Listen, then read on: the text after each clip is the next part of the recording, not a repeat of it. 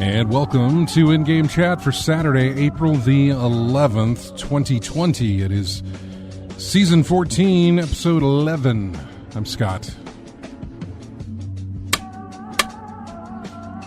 As you can see, we're on Episode 599 overall.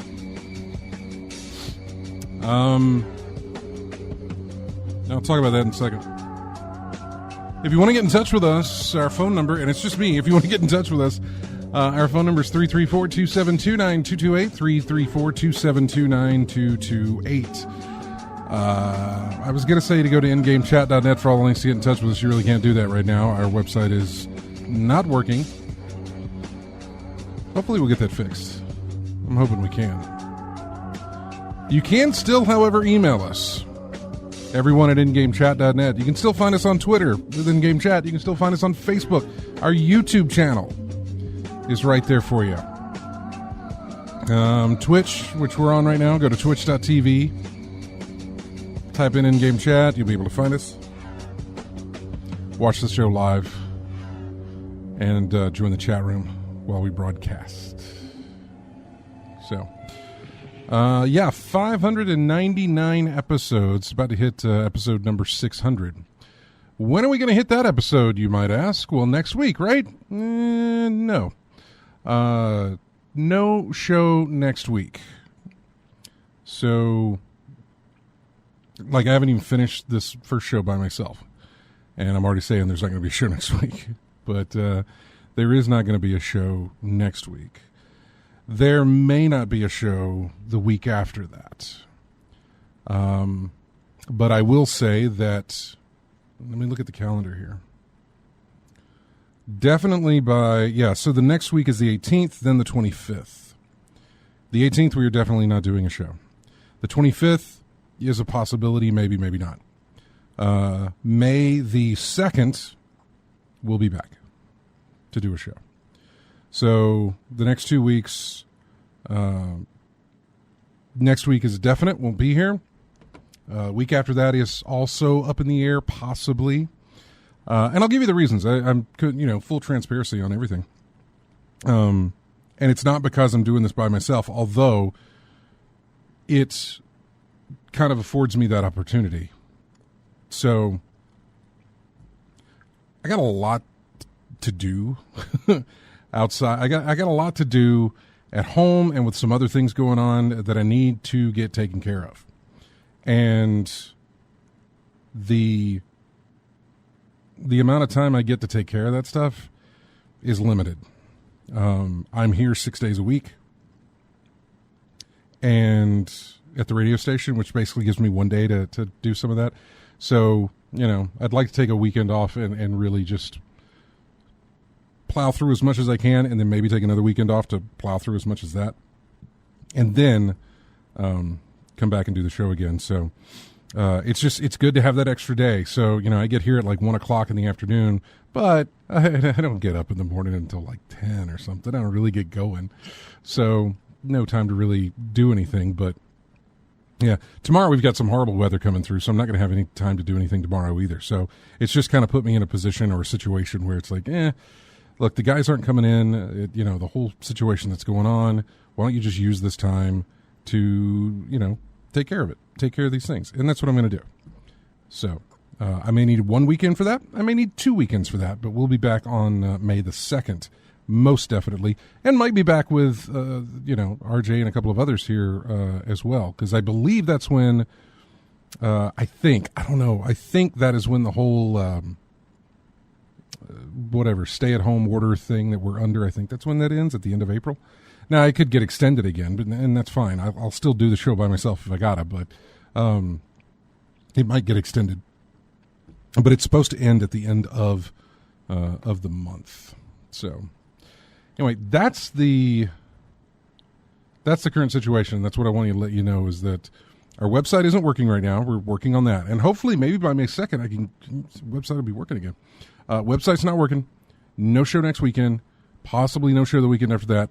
Definitely back May the 2nd. So that is the current situation. We're not going anywhere. We're not gonna stop doing this. You guys keep showing up for it, which I see. Everybody in the chat room there. So you guys keep showing up to listen to the show. I'm gonna keep showing up and putting out a show. So anyway, that's really just what I wanted to get out there and put out there and let you guys know of, what's going to be going on in the future. Reason we're not doing this now the way that you see it, the reason is because of the current situation, the stay-at-home order and everything like that. I don't want to put any of these guys, they don't work at the station, they're not employed by the radio station. And I don't want to put them in any position where, it could put them in a position they don't want to be in. So completely fine with it. They're more than welcome to come, but it is up to them, but they don't need to and they don't have to. So that's perfectly fine. RJ is in the chat room, and he's going to call in a little bit later, I believe. But also, RJ, I know you're listening and watching. My head is not facing the phone, so just keep that in mind. In fact, everybody who might want to call in, Chris, this doesn't apply to you because you'll just let it ring and then you'll call back if nobody answers. It's perfectly fine. And thank you. But anybody else who calls in, know that I am not facing the phone, so I will not see it ring, but I will try and keep an eye on. I got plenty of things surrounding me here that'll tell me, when the phone's ringing. So I'll make sure to keep an eye on it. Anyway, welcome to the show. We didn't get to a lot of stuff last week. We had a lot of phone calls, and a lot of good phone calls and conversation, but we didn't get to too much conversation from last week, so was going to kind of just run through a bunch of things that were going on. Now, I'm going to read the chat room here, which will probably cover some of the stuff for us. Lethal Migraine says the MLB, the show Players League started last night. You're right. It was hilarious. Tampa Bay Ray pitcher Blake Snell was on full tilt, just whining constantly at how unfair the game is, as Joey Gallo was kicking him for 11-2. Yeah. They're doing, from what I understand, they're doing 3-inning games. The difficulty, well, I say the difficulty, it's not all around difficulty. It's set different. So, like, the batters are set at a high, the batting is set at a high simulation, I guess you could say, maybe. The pitching is set up at a step higher than the batting for the simulation. And the umpire calls are set to perfect, which, make of that what you will, of perfect umpire calls. But, so they're playing 3-inning games, and it's one player from every team who is representing their team when they play. So that's how it works. I think it's fantastic. I love this idea, and I love this movement of taking professional sports athletes and putting them in front of a video game. Honestly, most of the professional sports athletes, they already play video games. There are tons of football players that I know who also play football on, like Madden and stuff like that. I don't know if it happens as much as in baseball, but I know it happens in football, and it probably does in baseball as well. Not sure on the NASCAR drivers, but that's what you see lately, is that they're doing the iRacing thing. So it's been a lot of fun to watch and see this shift. And now you're watching video games being played by the people who do the real version of what the video game's based on, playing the thing. So yeah, I think that's great. I guess I don't know that I ever had the idea of like, I would like to see this driver drive his own car in a video game, or player play his own team in a video game or something like that. I would rather see the top players of these games play each other in these video games. So I'd rather see the top iRacing drivers play in iRacing. I would rather see the top MLB The Show players play in an MLB The Show. Have them represent the teams, not necessarily the players. Because you can't flip it. You can't flip that around. You can't take the best iRacing driver, whoever it might be, and then put him in an F1 or a stock car or something like that and tell him to drive. He might be able to do some of it. Probably not. Same with like baseball, same with football, same with basketball, any of those. You can't really reverse it. Not that they're doing the best of jobs doing it right now, where they're putting the pros behind putting a controller in the hand of the pros. Some of it's good. We had that one guy from last week. I can't remember what his name is. It was a NASCAR driver. Got in a wreck, and it was. I get what happened, but he rage quit in the middle of it. He got wrecked in on one of the turns, and he just said, "All right, guys, have a good one. I'm out. Bye." And like did this loud scream, quit his game, got up and walked out. And yeah, he just quit. He's like, no, whatever. And then he made fun of it the next day on Twitter because people were giving him so much grief about the fact that he did rage quit, that he just up and quit. And so he tweeted something out like that. And then the sponsor that he had for that, which honestly, in the large scheme of things for this guy, probably meant nothing. But the sponsor that he had for it, and I can't remember who it was, then fired him, tweeted him, and said, look, we're dropping you. Yeah. We like, what does it say? We like drivers, not quitters. That's what they said. So, yeah. I don't know that he's given any response since then. Probably something that's apologetic a little bit or something like that. I have no idea. I haven't really followed up after it. I would say he got his comeuppance, but again, in the grand scheme of things, probably didn't really hurt him that much. Let's look at the chat room again. Let's see. If Xbox truly does have a major game announcement using IGN on Monday, you're required by video game law to do a show next week. This is from Lethal Migraine. Let's see. Bama Brian says, I don't think the bad weather is supposed to get here until tomorrow night, so you would have most of the day tomorrow. Well, I mean, I'm going to get out there and do some stuff tomorrow, but I'm going to be keeping a close eye on the weather. But it's still not going to give me too much time to really do anything. I mean, Sunday's mostly my gaming day, but thanks to Destiny, I'm not doing a lot of that, or at least I'm not doing a lot of Destiny gaming, put it that way. That is the only game that I played this week, and I only played it for I played it 3 times this week because there was a triumph to run the 3 lost sectors that are on a daily rotation. So you did one on one day, the next one, the third day, and you're done. Leveled up my bunker thing that opened up this week, finished that off. There. That's it. I'm waiting for like middle of the month or around May, I think, whenever they activate the last triumph that you can get, and maybe some more they're going to throw in there. I don't know, but they'll activate the last one. I'll go in there and get that one. Done. Got my title. Got everything I need. I don't think there'll be any more reason for me to go in until they do some other special event of some kind. They'll reveal some, exotic weapon thing that'll just pop up. I think around this time last year, we got the Whisper of the Worm mission, which was like a complete just somebody logged in and said, there's something weird going on over here. And everybody had to discover how it worked, and it did. And I think it was year before last, maybe? I can't remember. Yeah, that was year before last. Was the Whisper mission, I believe, because last year was Outbreak Prime, was around this time, which again, somebody's like, there's something over here we found out, and then everybody goes through it and whatever. So if they do something like that, sure, I'll run it, but that's pretty much it. But anyway, I have the time, so I'll probably do it tomorrow. Let's see what else we got here. Every player for the MLB The Show thing gets $5,000 to donate to a Boys and Girls Club in their area. The winner of the league will get another $25,000 to give to the Boys and Girls Club. That is fantastic. If you watch the games on the Sony San Diego stream on Twitch, you get a bunch of free packs for MLB The Show 20 if you link your Twitch account to your show account. I need to pick up MLB The Show since I'm not going to be getting baseball anytime soon. And yeah, Bama Brian, it was Bubba Wallace. He is the one who did the rage quit for iRacing last weekend. But again, it's like you're watching these things. It's not that you don't expect it, but it's interesting to see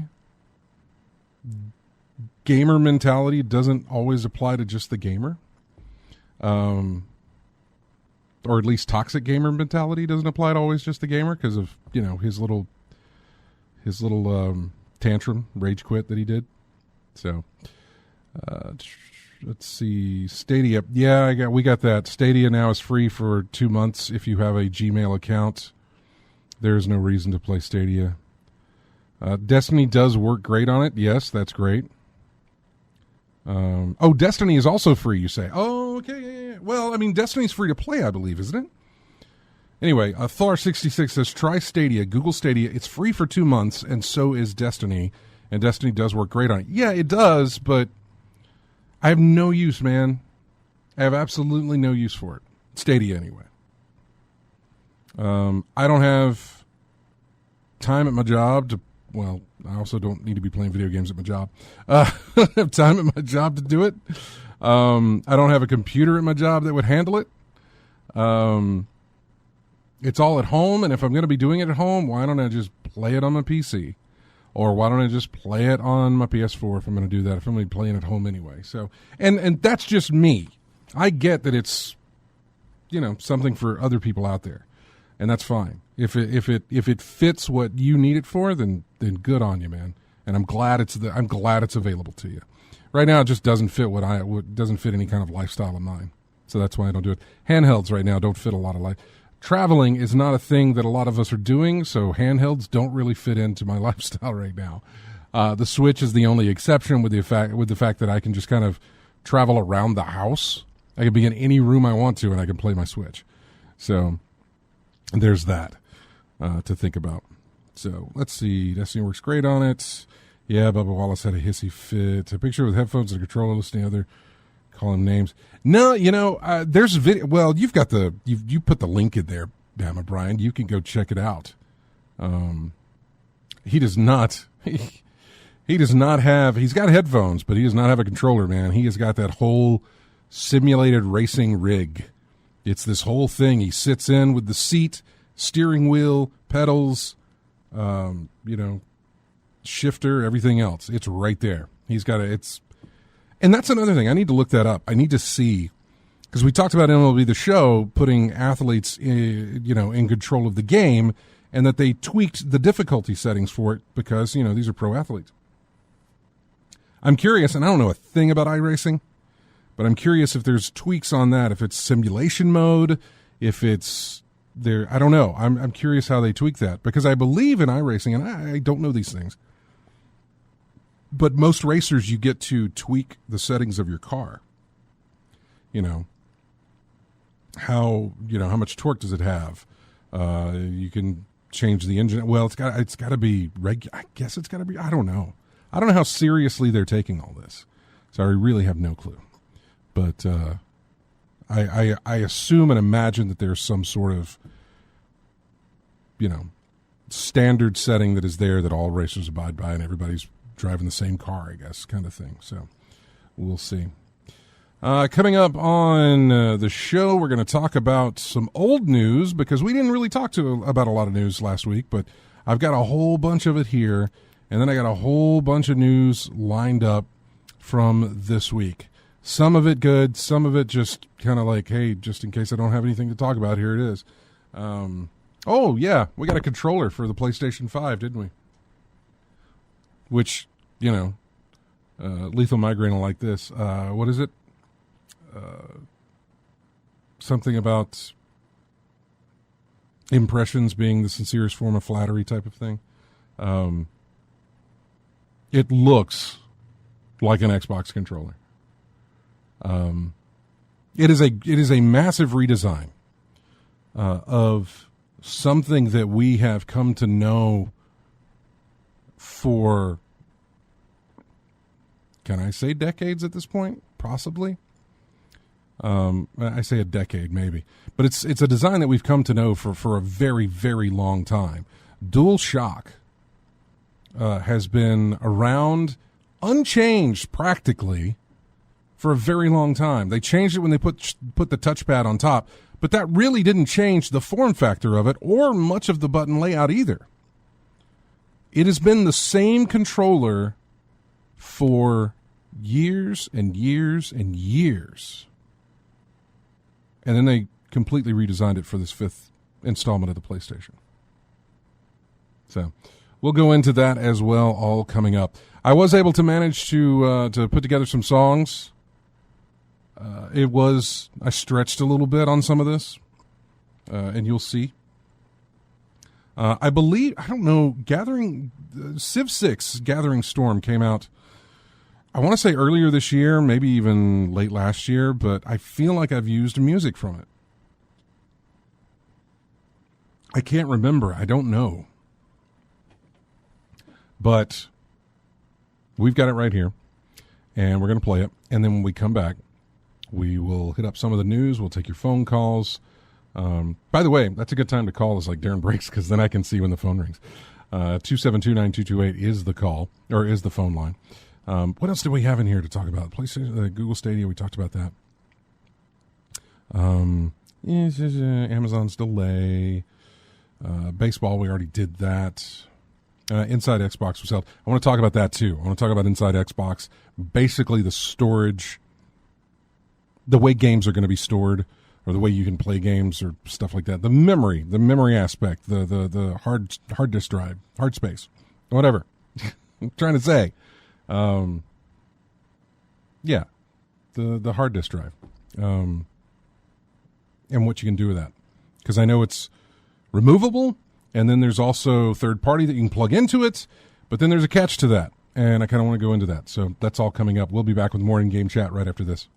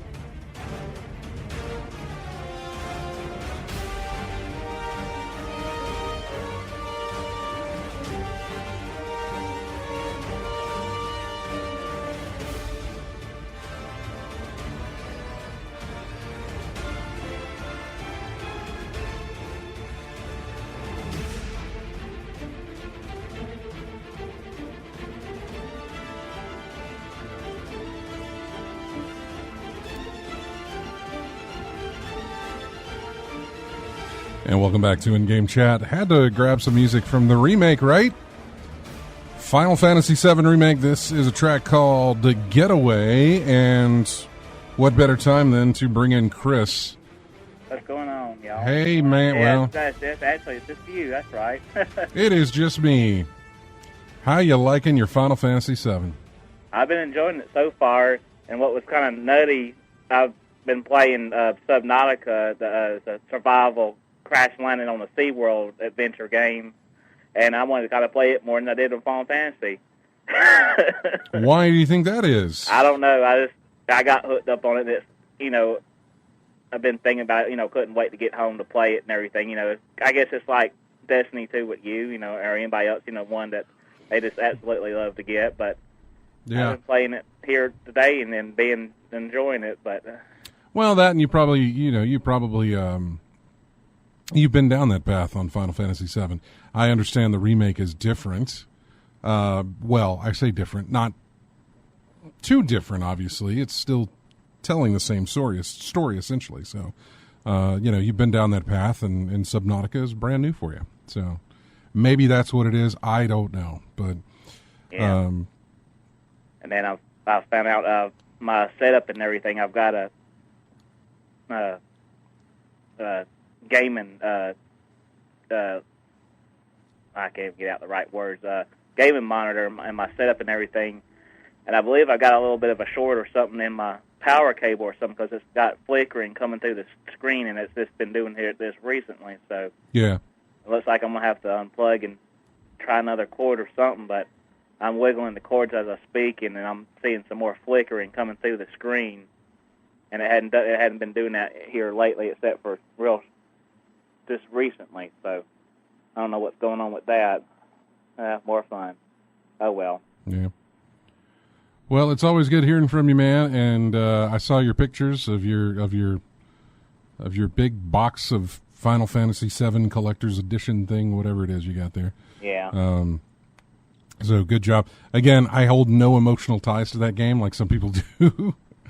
So but I can completely understand the fandom and the need to like get that kind of a collector's edition type thing for something. You know that of me very well. So, yeah. Well, take care, Chris. Thanks for calling in, man. I also wanted to let you know, Yeah. of course, Retro Game Planet, if people around the area, they're still selling things on eBay since they have, a seller's account there, and I found a few items there, and got in contact with Russ and them through, the chat through the system and all, and they changed the option, where they could, I could come by and pick up, so I went by the store and saw how they were doing, but he showed me a couple adult video games that were made for the Atari 2600 years ago by Mystique, for adult video game characters, not for sale to minors, but basically Custer's Revenge and beating them and eating them. Yeah, you can't really tell what's going on. I mean, you can see from pictures and everything, you know what it is, but it's no detail to the images in the pictures whatsoever. I mean, it's like, yeah, it's oddball things, and they had the original box; they were complete and everything. So I fixed them up and stuffed them with styrofoam so they would make the boxes appear, like they originally were instead of being crushed and everything. And I think, well, what the heck? I'll never play them, but they're brand new shape, except the box is a little crushed, but clean as can be considering whatever that type of game. I suppose I don't know that they're collector's items or not, but yeah, that's like I guess it's it's all in the eye of the collector, I suppose. So yeah, and that would further help them and all get by in this crazy time of theirs. So yeah, why not? All right, man. Well, take care, and we'll talk to you maybe week after next, maybe come up in May as well. But all right, you take care. All right, same to you. Bye-bye. Bye. All right, and on the phone is RJ, who's calling in. Hey, man. How you doing? How you doing, man? Hello, there you are. All right. Hey, how you doing? I'm all right, just trying to get the level here.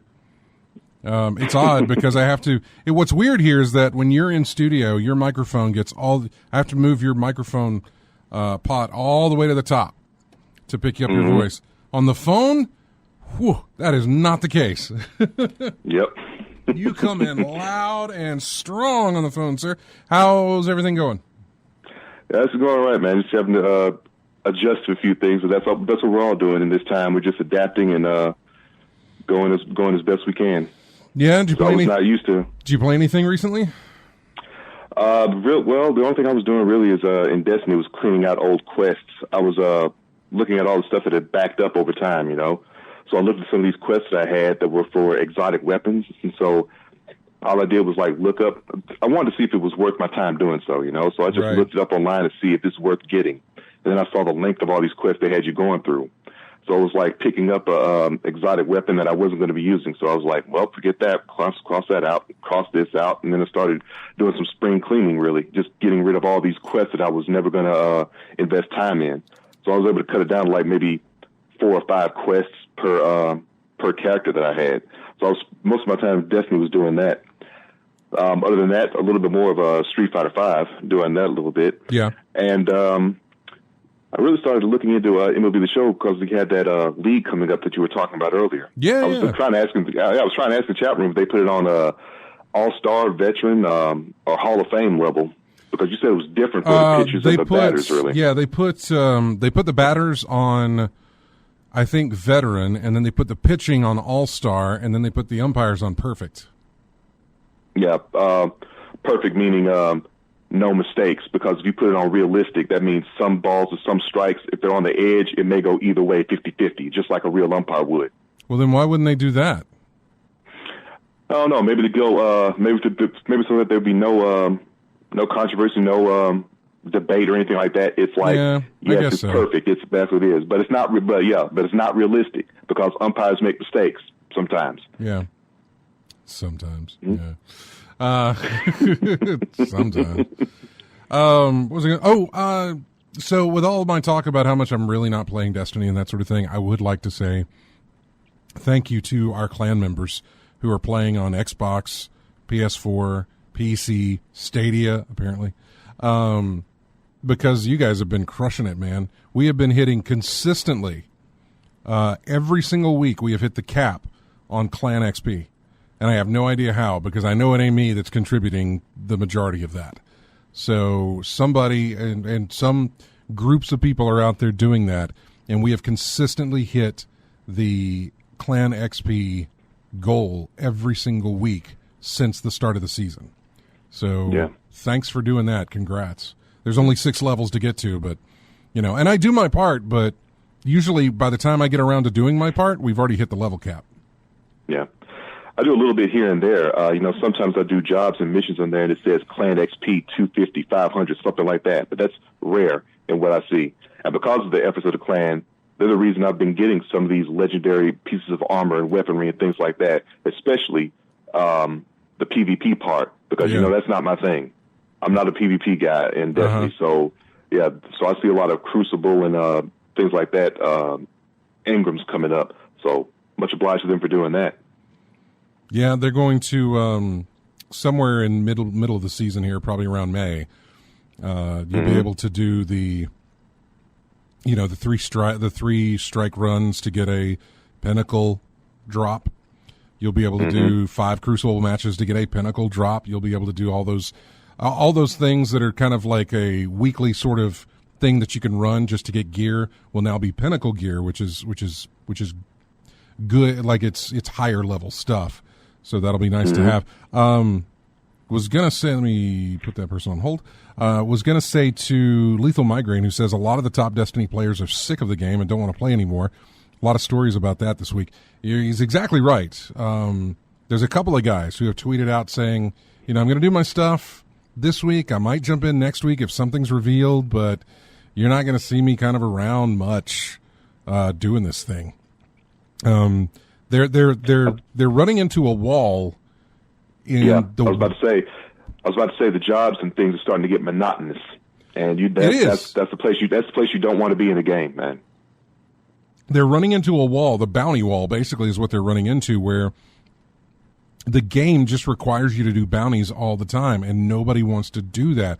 Bounties, and for those who don't know, bounties are just these little bitty things you can pick up that says, go kill 25 guys with a handgun. Go kill 25 guys with an auto rifle. Go kill 25 guys with a solar weapon or something like that. It's like things they do with for Banshee in the Tower. The calibration of weapons is like the easiest way to get for me anyway, to get those legendary shards that I need to upgrade weapons and pieces of equipment. It's just like take out a bunch of enemies with this type of weapon. Take out a bunch of enemies with this type of weapon. Sometimes it's like auto rifle and solar. Sometimes they overlap. I got a hard light. So if I got an auto rifle and solar at the same time, I could get 2 at one time. So there you go, there. So sometimes it goes quicker that way. But it gets tedious and it gets monotonous, and it comes to a point where you just want to stop doing that. And it also doesn't help in Destiny where they've extended the grind that you have to do to get certain things. Like, remember when you could take a legendary weapon and just 25 legendary things and 10 cores, and you could make the thing legendary. Now you have to. Or you mean masterwork it? Masterwork. That's right. Thank you. Masterwork. Now you have to grind this one part, and then this other ingredient, and some other stuff, and then I think it gets to the point where you have to get like 100 enhancement cores to get this one part to. Oh, it's bad. Yeah, it's bad, really bad. So I don't bother with. I really don't bother with masterworking, honestly. I just get an old one and do that, and I just get an old weapon and masterwork it the old way because I want to create orbs. Because some of these jobs entail creating orbs, and I can't do that with the new weapons, but I can with the old weapons. There is a high level event you can do with. Oh man, now I've forgotten. It's a dungeon that you can run on the moon, and again, it's a high level in game type event that you run. It's a 3-man team. You run the dungeon, and every week it will drop a masterworked pinnacle item, but it's always armor. It's never a weapon. It's always some piece of armor that will drop that is like that, and that's how I got a full set of masterworked armor, was running through and doing that. Although that armor now is honestly, I don't want to say it's obsolete, but it's nowhere near as good as the new stuff. I don't want to say it's nowhere near as good as the new stuff. It's just the fact that in order for me to use it, I have to infuse the new stuff into the old stuff, and that costs, especially if you're trying to do that while you're leveling up. So, you start out at 970 and you get a piece of gear that's 980. Well, let me infuse it. That uses stuff up. And then you get a piece of gear that's 990. Well, let me infuse it. So it feels like, what it feels like is a sense of, let me just wait until I'm top tier on this thing, then I'll do all my infusions, Yeah. But in order to do that, you've got to run through the game and have enough of the equipment to do that with. And the other thing that I'm running into is vault space, holding all my gear. I'm running quite low on that stuff. But I don't want to turn it into a Destiny conversation. I just wanted to make sure that I thanked our clan if any of them are listening, because they've done a fantastic job with keeping us rolling with that. Have you played anything else? A little bit of Code Vein. I did a little bit of that. It's been a long time since I got into that. There's some, like a lot of games I got in my collection, there's a lot of unfinished business I got, and I've just been doing, now that I got a little more time to do some things outside of work, I've been getting into that. So Code Vein, outside of the normal 2 or 3 games that I have been playing, I've been getting back into that some. So that's pretty much all I've been getting into gaming-wise. Cool. Yeah, but there was something else I was thinking about with Chris's call about Final Fantasy. Yeah. There were complaints about it being short, but then I remember, that's right, this game's episodic, isn't it? It's episodic, I believe, yeah. Yeah, it's going to be episodic. So we got so don't get too discouraged by it if it's short anyway, but yeah, you got more episodes to get. So you have that to look forward to. My concern is how much is the price going to be for each episode afterwards? Has anybody said? I don't know. I think if you bought the game, I think if you buy the game at full price, it comes with all the episodes. Okay. I think. Okay. I don't know, man. I have not. Man, I have been so not focused, I suppose, on. I've been focused on some game news, but as far as Final Fantasy's remake, I just have not. That has not been where my attention's been. I haven't had my attention focused on that at all. I totally forgot that it was even coming out this week. And when it said it was coming out this week, I was like, oh, I don't remember them ever announcing that it was this week. And I hadn't just, you just didn't. I wasn't seeing the, not necessarily the advertisements for it, but you know what I'm saying? I wasn't seeing all the talk and all the hubbub, not until the day it released. When I started seeing people post, like, oh, I picked up my copy, I'm playing this, I'm doing this, that's when I was like, oh, yeah, Final Fantasy came out. So, yeah, that's the thing. That's like it's like me with Resident Evil 3. I know it's getting hyped up and talked about a lot, but I didn't. The release snuck up on me. I mean, it's suddenly there it is. So I knew you were ready to play it or not. But I think the most I got out of that was I looked at some YouTube some Let's Plays of RE3. Mm-hmm. And it didn't take long for folks to go through, but like a lot, in retrospect, a lot of RE games are like that. You know, maybe the first playthrough, maybe 4 to 5 hours of exploring and looking around, seeing all you could find. And then the next playthrough is just running through because you know where everything's at and trying to get those S ranks and things like that. But I looked at a good playthrough of RE3, and I'm like, yeah, I don't think I'm going to pay full price for this yet. Maybe when the price drops, I'll pick it up then. But I just didn't feel for 3 that I did for 2. So I think 3 is one I'll just wait on. Yeah. No, that's perfectly understandable, and really that's reasonable to do that. So let's look at some of this new. We talked about Last of Us 2 being delayed, and in fact now I believe Sony has refunded or is refunding digital pre-orders of that game because it looks like that is just, you know, they don't know when it's going to be released.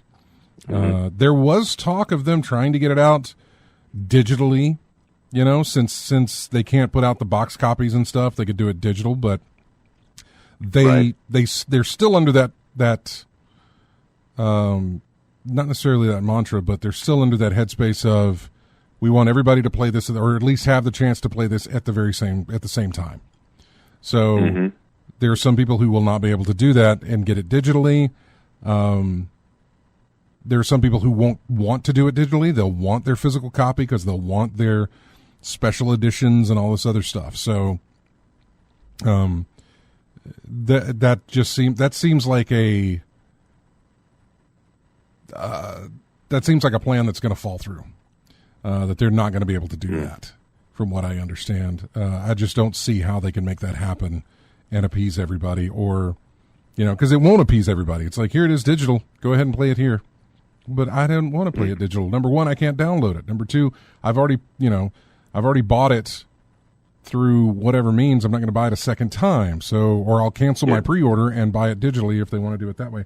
I don't know. It just does not.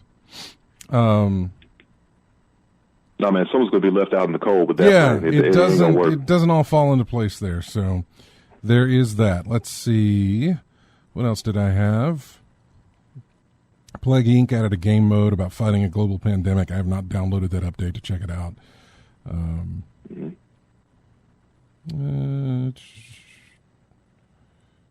Burnout Paradise Remastered is going to be on the Nintendo Switch, which is okay. Like, I need a 6th time of buying that game, I guess. I don't know. Did you say the controls on that was a little off for the PlayStation? Burnout Remastered? No, I don't think so. Huh. No, I didn't play it on the PlayStation. Okay. I played Burnout Remastered on the Xbox. Okay, that's right. Yeah, because I think during that GameStop sale a while back, I think I picked up Burnout Paradise for PlayStation. I ain't got to play it yet. Yeah, I haven't. I can't know. I haven't played it on PlayStation 4, but but yeah, so it's gonna get a Nintendo Switch release, and that's fine. Where are we at on time here? PS5 is getting no delay because of the thing, so says Sony, and then Phil Spencer for Xbox that ours is not going to get a delay either. Everything is looking like it's on schedule. I don't really believe that at the moment. And I'll tell you, and I'll give you the reason why, is because I think it's the same reason. Now, Lethal Migraine doesn't necessarily believe Sony that The Last of Us 2 is can't go out because of the pandemic that's going on. They can't release. They want to push it back. He thinks it's actually broken. But assuming Sony is telling the truth, assuming that everything is on schedule, they just can't get it out the way they want to because of the pandemic going on, I believe that same rule would apply for their brand new systems should we get to that point into the future and still be in a situation like this where they can't get it out to everybody's hands as fast as they want to, or as I say, as fast as they want to, but as timely as they want to, I guess would be the better case. Yeah, they can't put the new systems into everybody's hands on the same day because of marketing stuff is going to have to be done, and they can't do it. Shops are closed, so people can't go in. People can't go out and physically get it like they expect to. So that's a big thing. That's exactly what I'm thinking. So, sure, there's no delays yet. Shipping's going to be delayed too. So yeah, there you go. Yeah, sure. There's no delays yet, and there may not be come. My guess is November, like it normally is for a new system to be released. But we'll see. We shall see how that all shapes up there. QuakeCon canceled their event this year for 2020. Bethesda. There you go. Yeah, Bethesda is not hosting a digital E3 showcase this year. They were going to do an E3 thing live at E3, but when the E3 canceled, they decided not to do a digital thing either. So that's not happening. Phil Spencer on Xbox Series X launch says, we have nothing that says we're not going to make the dates we've been planning. Whatever those dates are. They haven't told us what those dates are. So who knows? But that's what he says. Lethal Migraine says Target and Walmart are open, and GameStop and Best Buy have curbside pickup. Some GameStops do, some GameStops don't, man. Yeah. It's not everywhere. It's not everywhere that it's like that. There are places that are open, but there are places that are only allowing you to buy essential things or whatever they deem essential items. So yeah, they got some stuff roped off in some areas out here, yeah. Yeah, it all depends, man. It's not everywhere that it's like that. And so I don't know. We'll see. Because this is looking down the line in November. Who knows what's going to be shaped? I don't know how things are going to be in November. Mm-hmm. I don't necessarily like to look that far ahead to think that things will be fine or that they won't be. I have no idea. That is way too far out there for me to say either way. I would hope they'd be fine by November, and I mean, my God, I would hope they would be fine earlier than that. I would like to think, I hope they're going to be fine by next month. They're not, but I hope they're going to be fine as soon as they can be. Put it that way. I don't want this to go on any longer than it has to. So, let's see, what else is there on the list here? PlayStation Plus April free games were announced. It was Uncharted 4, A Thief's End, and there was some other game. What was it? I'm looking it up here. Dirt Rally 2.0. So, Uncharted 4, good game to get for free, if you haven't already gotten it. Yeah, I think I caught that on a discount. Yeah. I'm looking to see. The ESA set dates for E3 next year in 2021. It's basically the same. Apparently something about the ESA also said that they're not going to do a digital E3 showcase, which I was never under the impression that they were ever going to do one. The headlines that I would read and the stories that I would read on this made it sound like everybody was expecting this to happen as far as them doing a digital showcase to replace the live one that they can't do. Nah, I was like, no, it's just canceled. Now it's up to the publishers to do their own thing. Microsoft has to do their thing if they're going to do it. Sony needs to do theirs if they're going to do it. Ubisoft, Bethesda, who have now said they're not doing anything. What's the other one? EA, if they were going to do anything, which normally they do something outside of E3, but they still do a showcase. They need to handle their own now. Nintendo, of course, will do their thing if they do anything at all. And what I was really hoping for was that Warner Brothers would get in on it and do some sort of digital presentation of, here, watch this video of all these games we have coming or that we're working on. Because I'm missing my superhero game fix. I'm missing my Batmans. So yeah. What do we got in the chat room here? Xbox Series X is definitely this is Lethal Migraine, everybody. PS5 is getting delayed for sure. I absolutely believe the overheating stories. Lethal Migraine then says Xbox Series X is definitely coming out. They have stopped production of Xbox One X and S so they can produce as many of these as possible. That's fine, man. I understand what you hear, what you read, and that sort of thing. I'm just not holding my breath that it can or can't happen because I don't know what's going to happen in between now and November. No idea. Assuming, like if I take your words and assume, which is the worst thing you can do, but assume that everything is going to go as it's supposed to go. If we stay on this trajectory and things go like they're going to go, then by November, I'm sure we'll have things sort of worked out in some sort of, what's the term? Pattern or routine of how to do things and get things done. So maybe you'll be right on that. If not, if something else goes strange, then we'll know. Let's see. Bama Brian says Amazon and some other deliveries are taking longer in some cases. However, now that I said that, I just recalled I got my new video card a day early, so go figure. And then they talk about video game cards. So, all right, we got to take a break. When we come back, we will. RJ, you're going to hang on the line with us, or? Yeah, I'll hang on. Okay. RJ's going to be back with us here in just a bit. We have got music coming up from the brand new expansion for Fallout 76 called Wastelanders. Normally, I would not care at all about that, but it's Ian Zur, who is the composer for the, I think for the Fallout series, and maybe also he did for, I think he also did the Civ 6 Gathering Storm that we did too. I don't know. Fantastic composer. So that's why I was going to use it. So that's the main theme from that we got coming up. We'll be back with more in-game chat right after this.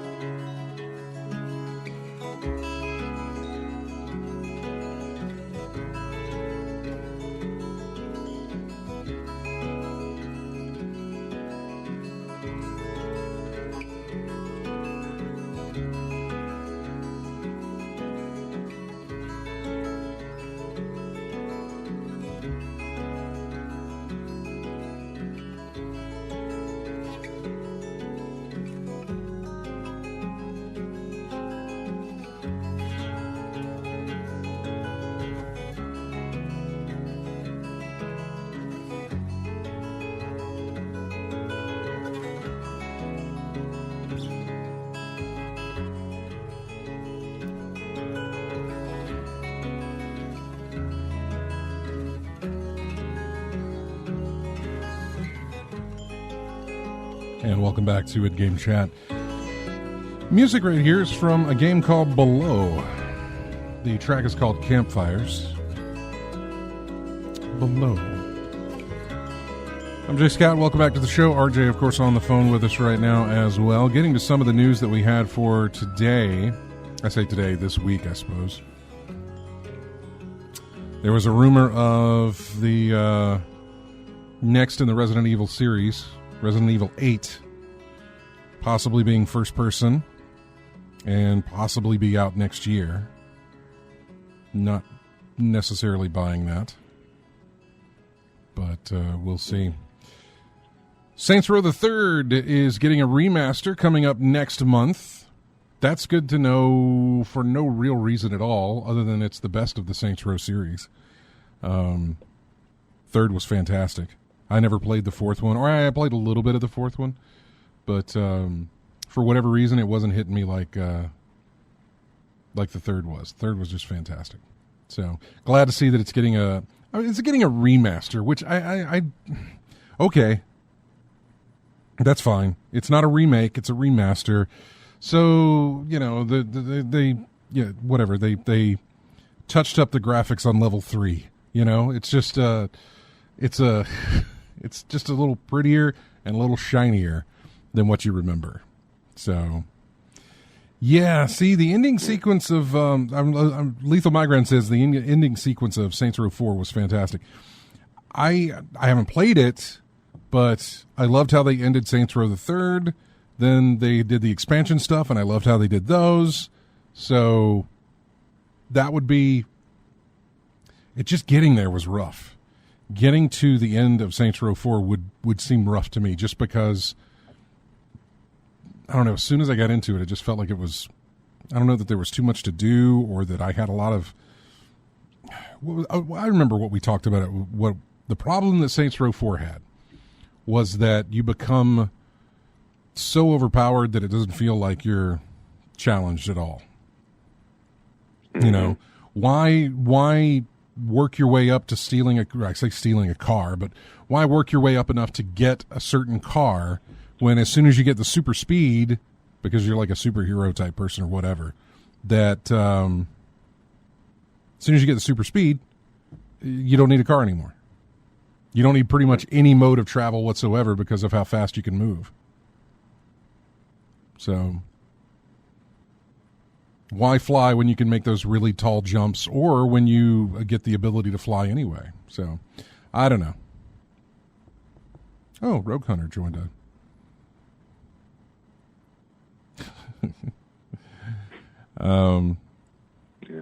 Yeah, Saints Row 3 was the point where they stopped trying to be serious, wasn't it? Not really. They had stopped. Okay, so Saints Row, very serious. We need to be. This is our GT. This is THQ's GTA, and we need to be. Right. We need to be GTA-ish. Saints Row 2 was like, yes, we need to be GTA-ish, but let's. They started slipping down the slope of it, of not being serious, but it was still there.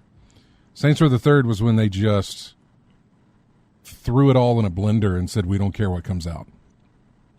And it came out trying to be their own thing, because Saints Row 3 is where I jumped onto it. You're right. That's really the point where they did become, they became their own thing. That's where they set their tone, which is odd because they only had one game after that, which is Saints Row 4, but Saints Row 3 felt like this is what it's supposed to be. You know what I'm saying? We played Saints Row, then we played Saints Row 2, and then Saints Row 3 was so different from the first two, but at the same time felt like this is the way it's supposed to be. This is how it's supposed to be played. This is how this game is supposed to go. And it's like that's when they found the right pair of shoes for them. It's like, these are my shoes. This is how I'm going to be, and this is the way we're going to carry ourselves from here on out. They found their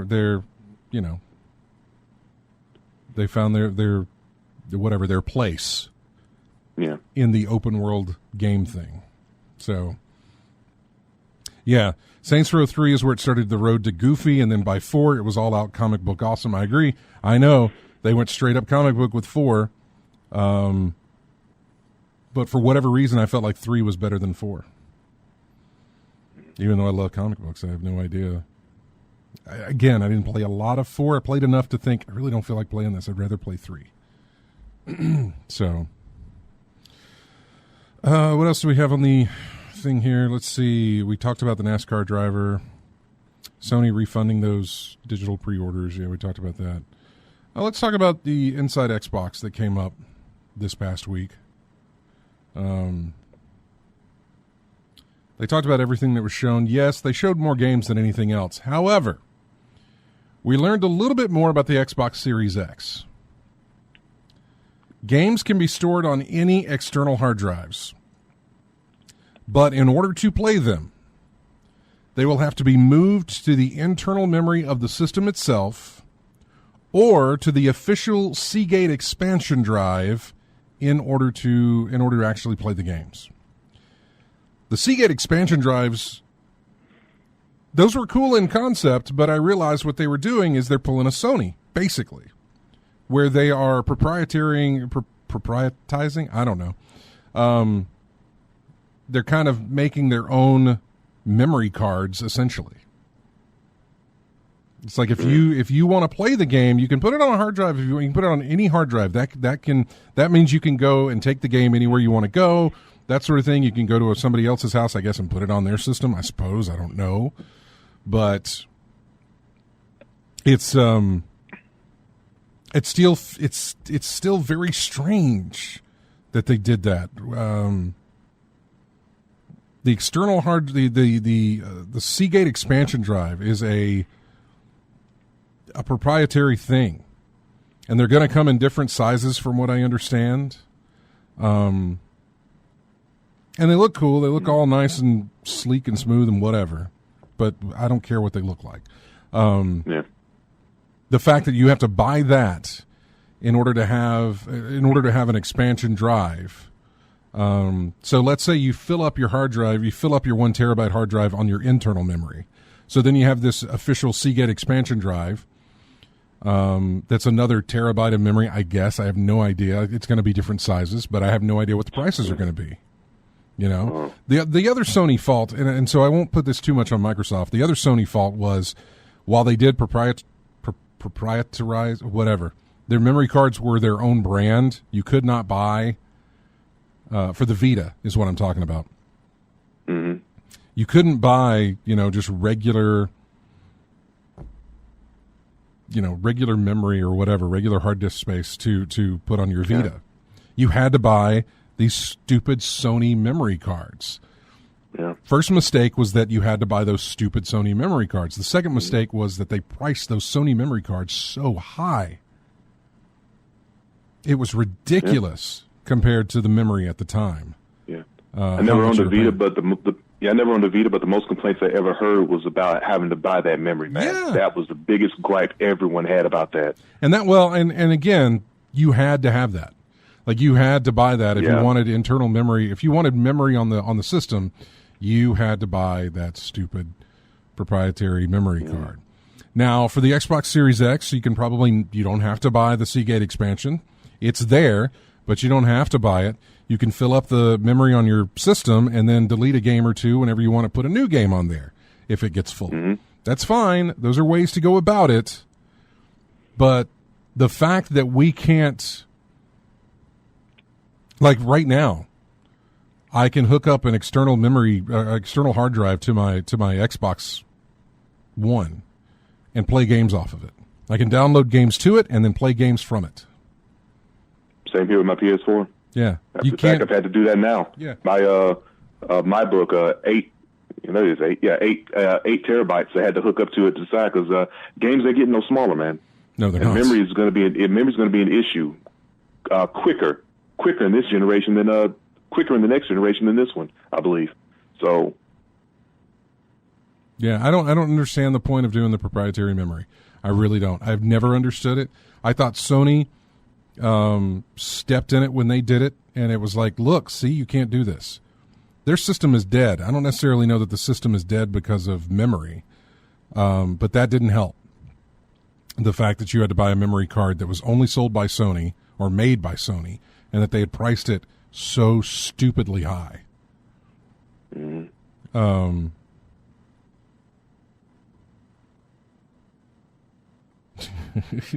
STM Fuller says they look nice, but they look proprietary, so they really look like hot garbage. Yeah. So, well, I don't. Yeah. No. I get STM Fuller's responding to something I said, 45 seconds ago, and I'm trying to remember what it was. But I think what it was like, I don't understand why Microsoft went the proprietary memory route. And he's like, you don't? It was because money.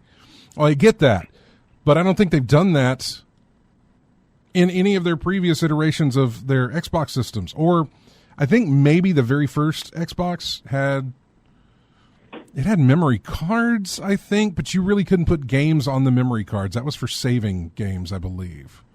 Yeah, and you could flash drives and put game saves on there, but and so other than that, no. And I believe that was the same with the Xbox 360.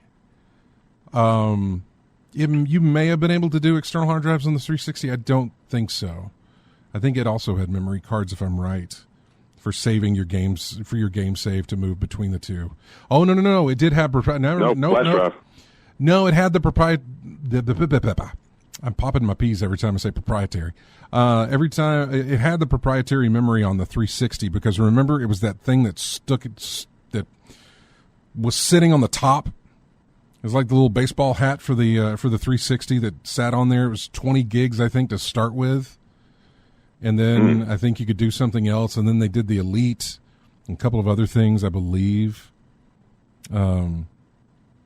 But that wasn't expansion. It wasn't expanded memory, really. You could take that thing off and then put it on another Xbox 360, and that's how you transferred everything over. But it still wasn't like it is, or like it seems to be now, which is, plug a external hard drive into the system and download games to that one, or play games off of it that you have downloaded to it, type of thing. So I don't know. It just seems. It seems very different for Microsoft to do that. I don't necessarily blame them for doing it. I get it. They're going to try and make some money somehow. But in the meantime, if you don't want to do that, and they haven't announced any pricing for those things as well. So who knows? But, plug in an external hard drive, download your game to that. When your system gets full, delete a couple of games, put those new games on it. And again, to your point, games aren't getting any smaller. And access to games is getting easier. And I say that because of the Xbox Ultimate Game Pass thing. Yeah. There's tons of those. Like, there's plenty of games to pick from on that system. So that hard drive's going to fill up quick. Very. I mean, what was the talking point about Red Dead Redemption 2 more than anything? Did they? I don't know. No, I mean how big that game was when it first came out, and how much time it took to download that game. Because Red Dead 2 was how many gigs was that game? That was in the 90s. I want to say it was in the 90s. Right. It might have been more on the. It might have been more on the PS4. I don't know. I thought it was in the 90s. It was like 90 and an update, and it was got the triple digits easy. So yeah, and that was true with the update. I believe you're right. Yeah, with the update, it was in the triple digits easily. Thanks, Hotel. 150 gigs that game was when it was all said and done. Yeah. There's that. Multile posted a listing on eBay for a Xbox 360 hard drive. Yeah, man, there it is too. Can I get that thing to go? I want to see. If it has the. It says HDD on it. I thought it was going to give me a. Give me a size, and I'm trying to read it here. I'm sure I could read the description instead of trying to squint through this whole thing. But there's plenty of hard drives for sale for the Xbox 360. Yeah. But it was that thing that went on the top of the system. Yeah. It was only like 20 gigs. The thing was huge. So. Yeah, I'm not seeing a size on this thing in the full description. I didn't see it either, but it's probably 20 gigs. So, yeah. And Lethal Migraine says it starts off as a Seagate exclusive, is all they said, probably to negotiate a better price for consumers. They said it will open up to other companies later. That's a good idea. That's good. I'm glad it'll be available to other companies. I just wish it was, rather than make it what it is, why not just make it a USB port you can plug your external into? And just play games off of it. I don't understand that. Other than the money aspect, like STM Fuller said. I don't understand it.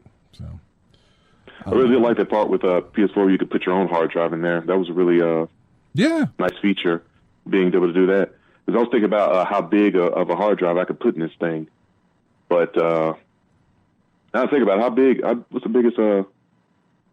It's a laptop drive, basically. They put these things, right? It is, but I believe the PS4 does have a limit on how big of a drive can go in there.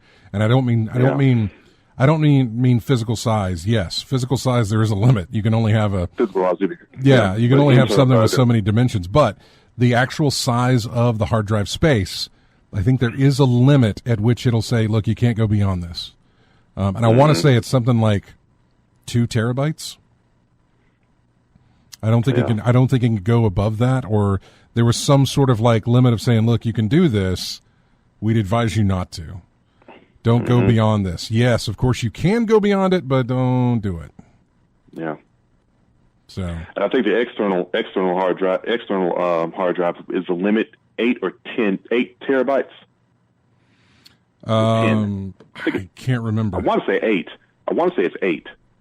8 terabits is the limit for the external hard drive on the PS4. Yeah. But there is a limit. That I'd go no higher than that. There is a limit that they tell you, don't go higher than this. You probably can, and it might work, but we've noticed problems when you go over this certain amount of space. So let's see. So that was Xbox. That was Inside Xbox that happened this week. And at the same time, almost the exact same time that happened, as that was gearing up to do Inside Xbox, Sony released the images of their new controller, the DualSense controller. Now, we covered this earlier in the episode, but the thing just looks like it looks like a Mad Catz Xbox controller. Some knockoff. It really does. It really looks like that. And I think I said earlier in the chat room, but I'm just happy the button and D-pad. I mean, the analog and D-pad arrangement is still the same, at least. No. They kept that the same. I mean, they got to have something. Yeah. Look, if they had changed that, it would. Then you're looking at just a complete knockoff of an Xbox controller. Yeah. If you change that, it's close enough as it is to being a complete knockoff of an Xbox controller, which is fine. I don't really care. I don't really care what it looks like. How does it feel to hold and use? That's all I care about. So I'm okay with whatever they want to do with it. I don't mind that. I'm not one who, I don't care that it's not. What you will have, I guarantee you here, what you will have is within a year's time or by E3 of next year, Sony will announce the DualShock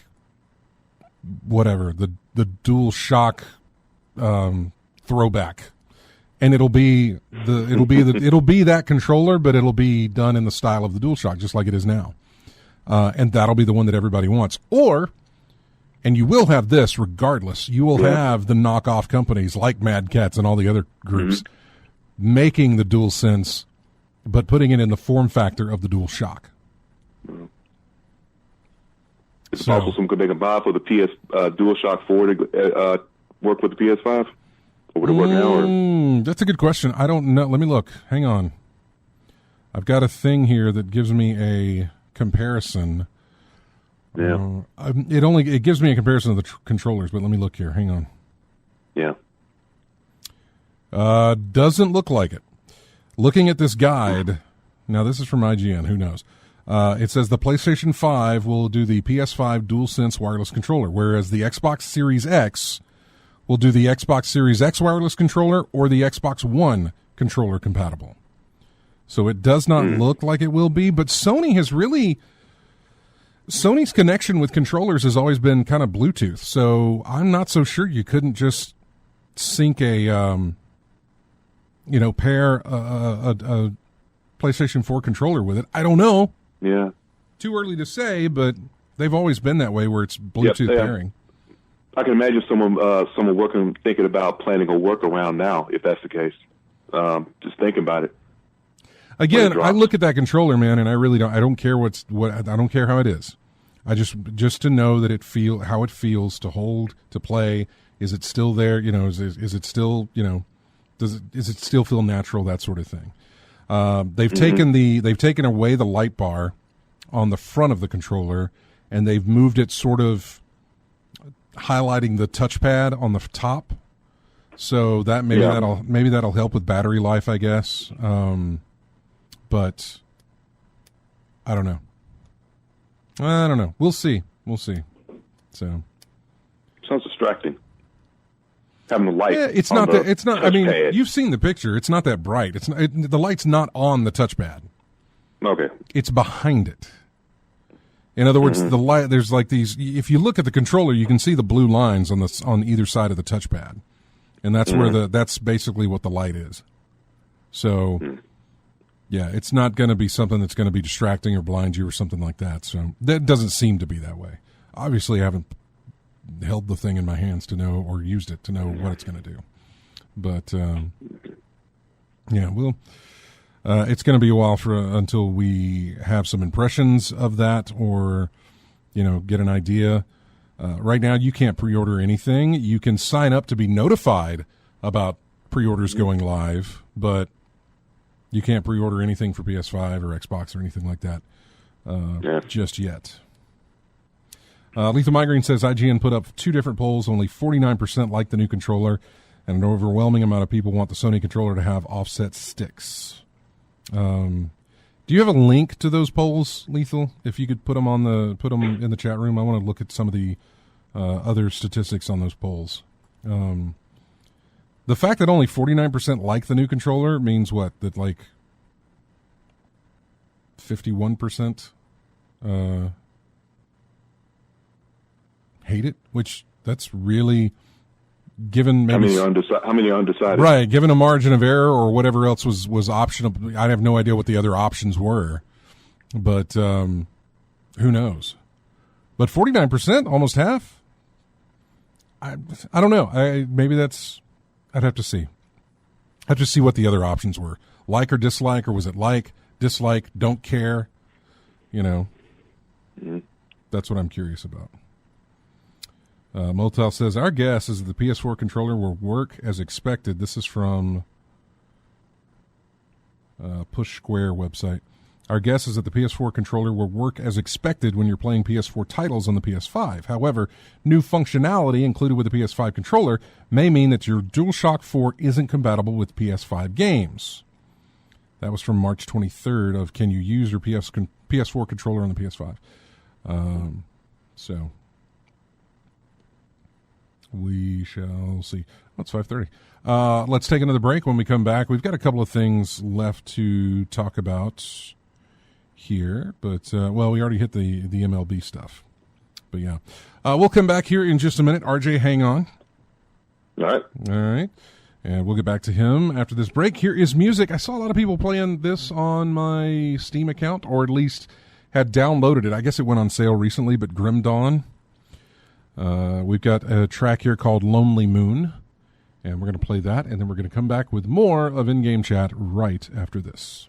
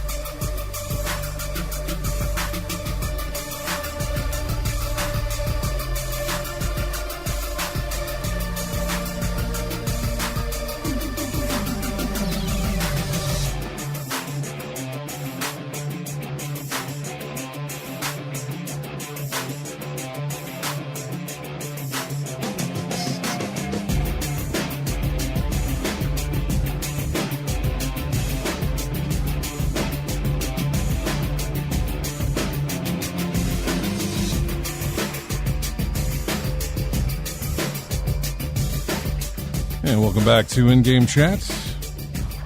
There's your music from Saints Row 3, main theme from it. This is the point at which I kind of said I was cutting corners, because, I mean, we played that music plenty of times, and I was like, they announced the remake, why not throw the theme back in there? Welcome back to the show. Final little segment here. Show note again, we will not be doing a show next week, and we may not be doing a show the week after that. We will be back definitely on the first Saturday of May, and we may be back the week prior to that. It's just definitely not doing a show next week. If you're curious, by the way, of what we're going to be doing, make sure you follow us on Twitter and follow us on Facebook, and we will definitely get the word out. So, let's see. RJ, still there?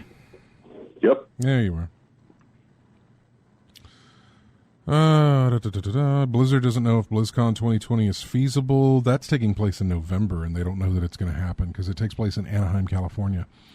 That's in November, and they've already said, we don't know yet. PAX hasn't said a word.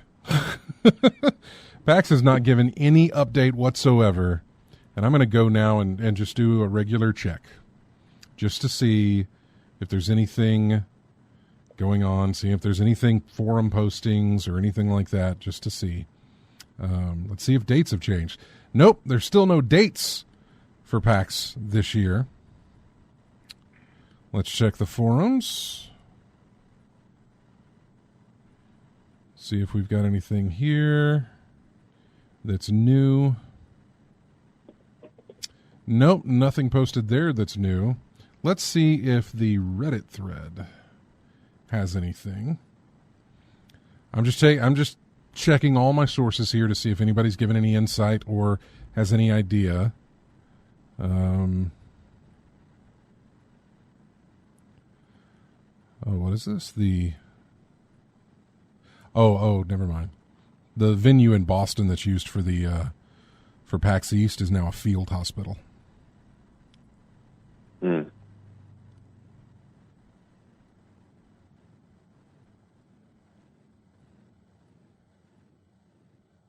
What is this?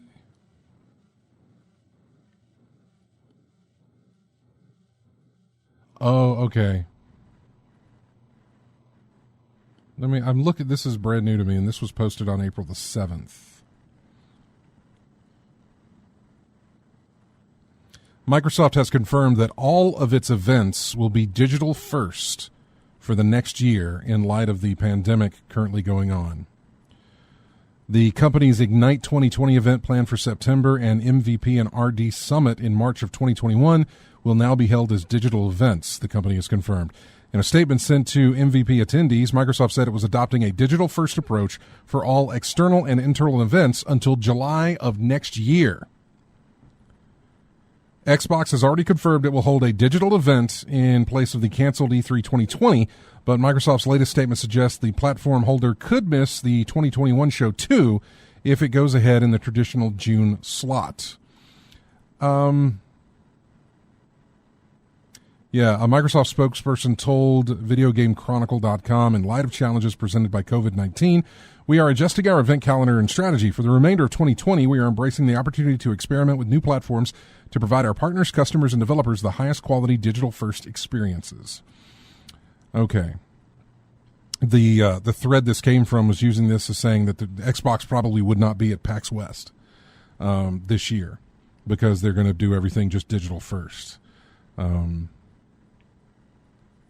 just don't see it happening, man. Mm. I don't see PAX West happening. But I would really like them to go ahead and just say it, you know? Yeah.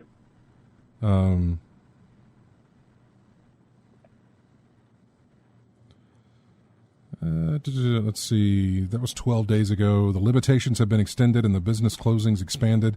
I'm afraid at this point, PAX West is now at a very high probability of going off the books this year.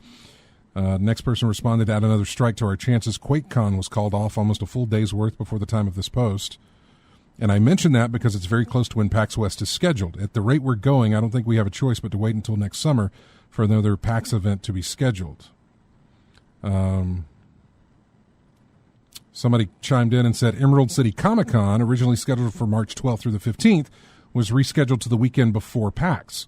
Well, that doesn't necessarily mean it's going to happen. It is rescheduled, but that doesn't mean it's still going to happen.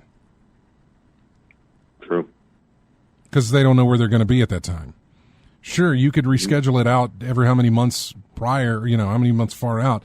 The problem with Emerald City Comic-Con is that they probably already sold tickets to it. And rather than refund, they said, we're going to make that up so these people can still go to their Comic-Con who paid for the tickets. Nobody's bought tickets for PAX West right now. They haven't even put them on sale. They don't even have dates yet.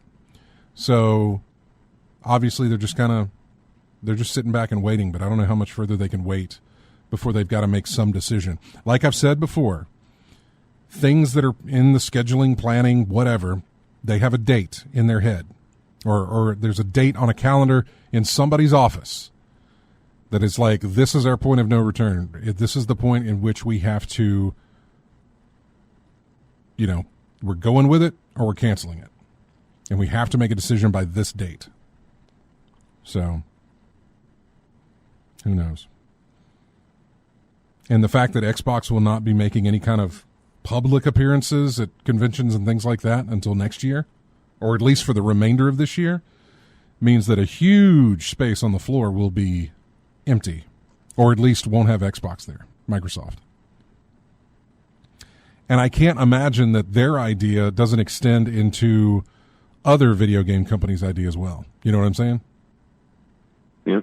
Like other vendors and other people who are going to be there, other game companies are probably taking the same stance. So I don't know. I don't think it's going to happen. It's just I don't understand why they don't give some sort of thing of like, hey, we'll tell you about something in the next couple of weeks. Or we're actively looking into this, but they've been just nothing but quiet on it the entire time. Cyberpunk 2077 won't be delayed from its September launch, so says CD Projekt Red. Amazon, however, delayed its MMO New World due to the lockdown. Although, honestly, that's when you kind of want that out there. Give people a new MMO to play, because they're all stuck at home anyway. Give them something, throw something out there. I don't know if it's free to play or not.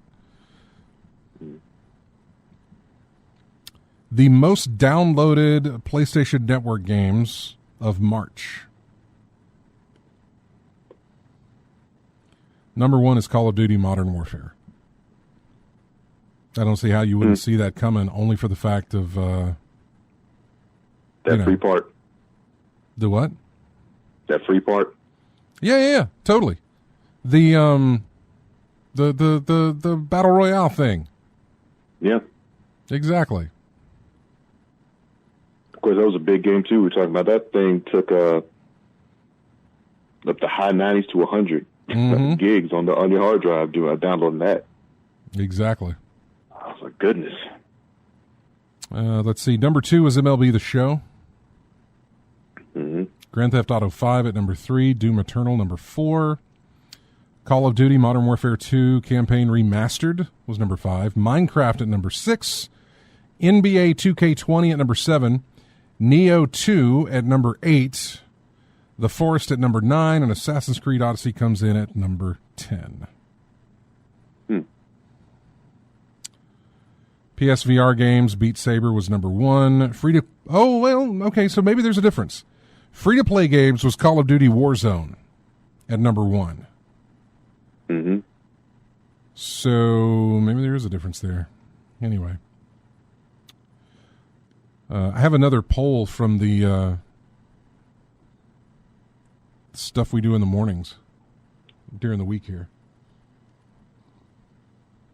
Let me get the paper for that. I left it over there for something. These are the top 10 best single-player video games to play while being locked up at home. While you're doing the whole... According to who? Let's see. USA Today has a long list of the 28 best single-player video games to play while you're stuck at home. But here are the top 10 of those. Number 10 was Planet Zoo on PC. That makes sense. It's a nice little sim builder type thing. You know, it's a good time killer. Good time killer. Marvel's Spider-Man on PS4 at number 9. Mm-hmm. Number 8 is Civilization 6. Again, that's another good time killer, you know? Sort of them world building type things. Yeah, exactly. And I mean, Civ 6, that's one where you sit down. Let's say you get home from work, you sit down in front of the computer to play Civ 6 at let's just say 6 o'clock. 30 minutes goes by, and it's suddenly 9 o'clock. Mm-hmm. So, yeah. Let's see. Number 7, Star Wars Jedi Fallen Order. Number 6, Death Stranding. Mm-hmm. Number 5, Animal Crossing New Horizons. Mm-hmm. Again, time killer, good time sink. Yep. Assassin's Creed Odyssey at number 4. Legend of Zelda Breath of the Wild at number 3. At number 2, a game that I wouldn't think you would have seen popping up on lists in 2020 because it was released 5 years ago or a little bit less than that. But only there because of Netflix, The Witcher 3, coming in at number 2. Okay. It also got a release on the Switch, so maybe there's a little bit of a bump there, but I doubt it. Mm-hmm. And the number 1 game to play while you're stuck at home, Red Dead Redemption 2. Makes sense. Yeah. Totally missed the basket back there. Hang on, RJ. I got somebody else on the phone. Well, let me see if I can conference you. Hold on. Okay. See if we can do this. Hey, you're on In-Game Chat. Who's this? It's me again. Oh, hey, Chris. What's up? Well, I figured out what was going on in my setup. To the gaming monitor, I've got a converter that takes an HDMI signal and converts it to a DVI connection. So since that's more secure, and you can, basically you can lock it down on both sides of the connector. So in my setup that I've got, my projector, the front monitor that sits in front of me, on a stand, and another TV section on the at the back of the couch. So I have the same 3 sources that are coming out, but the one going to the computer monitor is being converted through a box. And I started wiggling the power cord going to that little box, and I think it was the power supply. So I tied off with a twist tie and gave it some slack where it's completely loose instead of it being 180 degrees and putting pressure on it. And I think that's what's causing it, because I was wiggling the power to that little converter box, and it started messing up, and the cassette completely cut out. So I think that's what it was. Well, good. So, yeah, big relief since it was working fine until a couple of days ago. So I figured the power cable and the connection to the TV and everything, or the monitor, wasn't the issue. It was something else going on. And if nothing else, I'll find me another power supply since I know the rating of it on the back of the box and replace it, and then maybe see if that'll fix it down the road if it has issues with it. All right, man. Well, sounds like y'all about to end up today, huh? About to be done.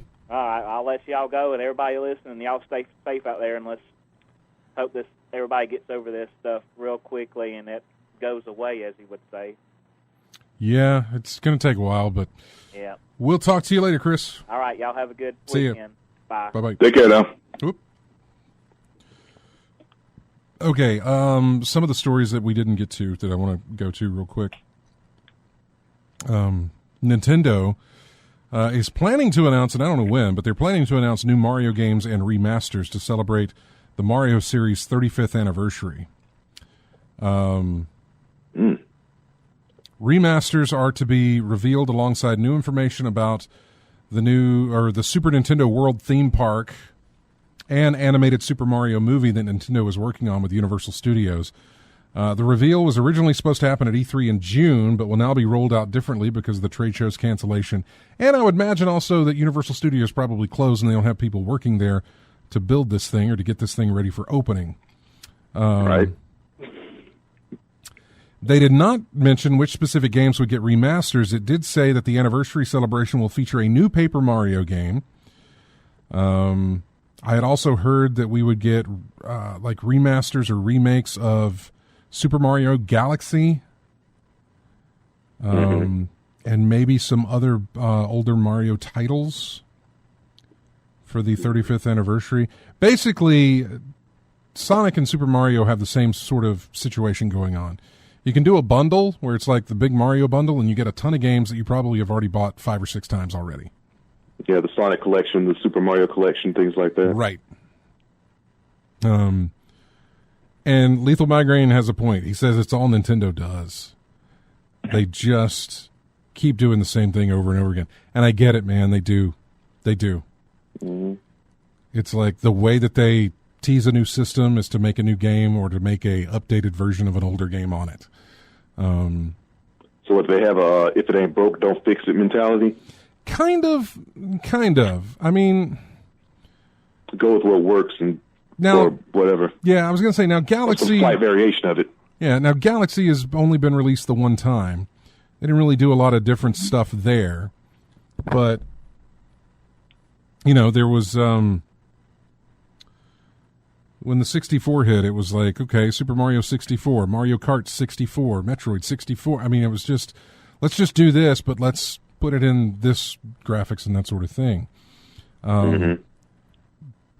Some of their, now they've been better with the Switch, I will say that.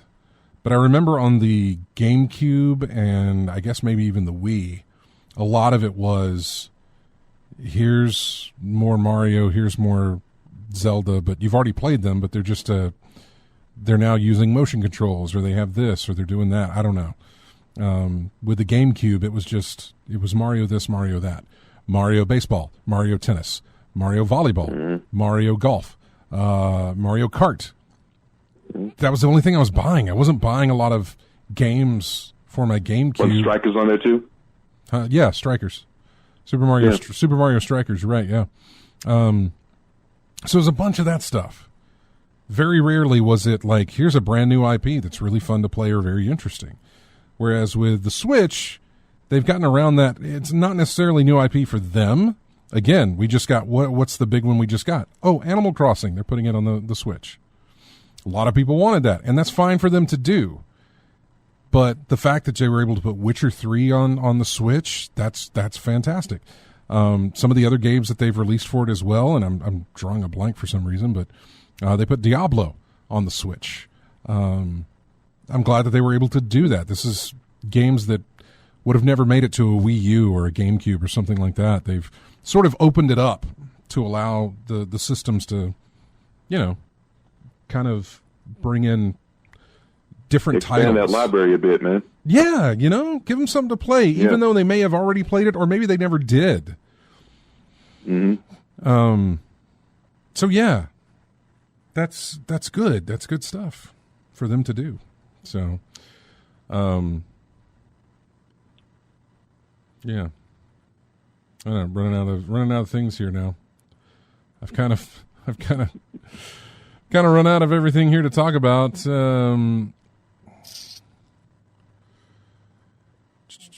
Microsoft Flight Simulator will use air traffic data to populate the simulation. I'm really curious about that game. I say game, it's a simulator. There's no real game to it. But man, they've done some fantastic things with Flight Simulator, and they are showing off some amazing things with what we're expected to get with Flight Simulator for this new one.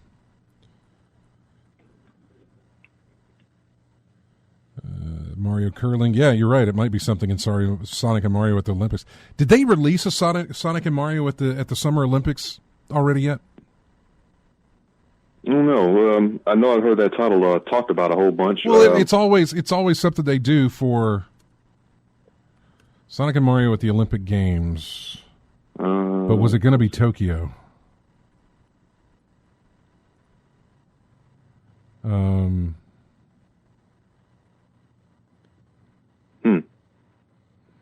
Last winter one I saw was for...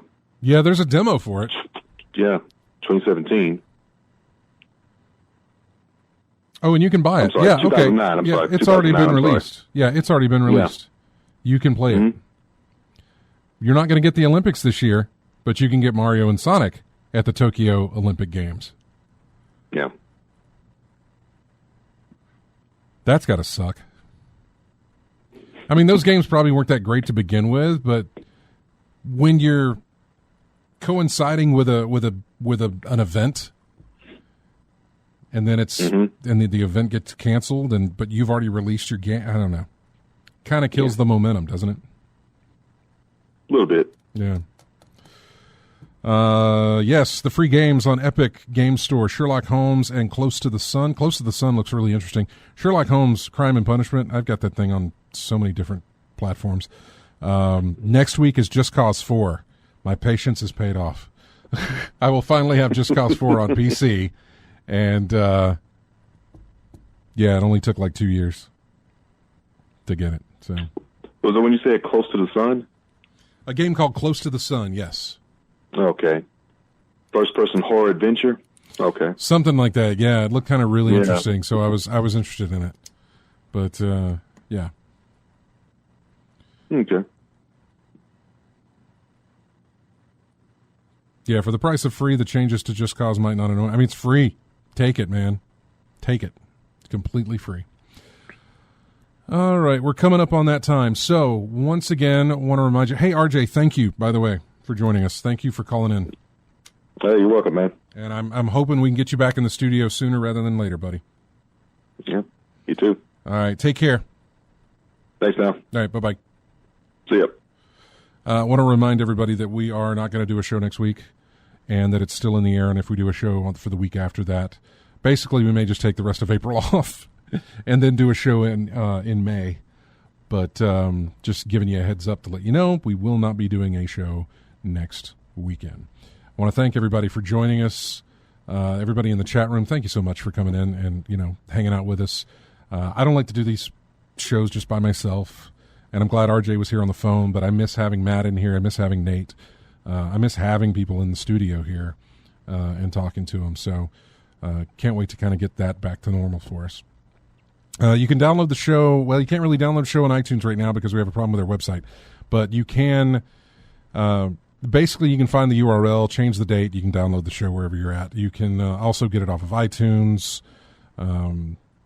We've got it there. Or I'd say iTunes. You get it off of YouTube.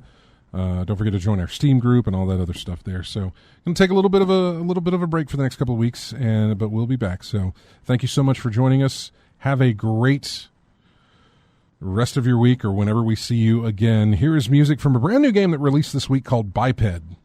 It's the theme to it.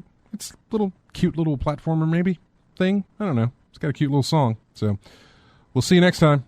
Bye-bye.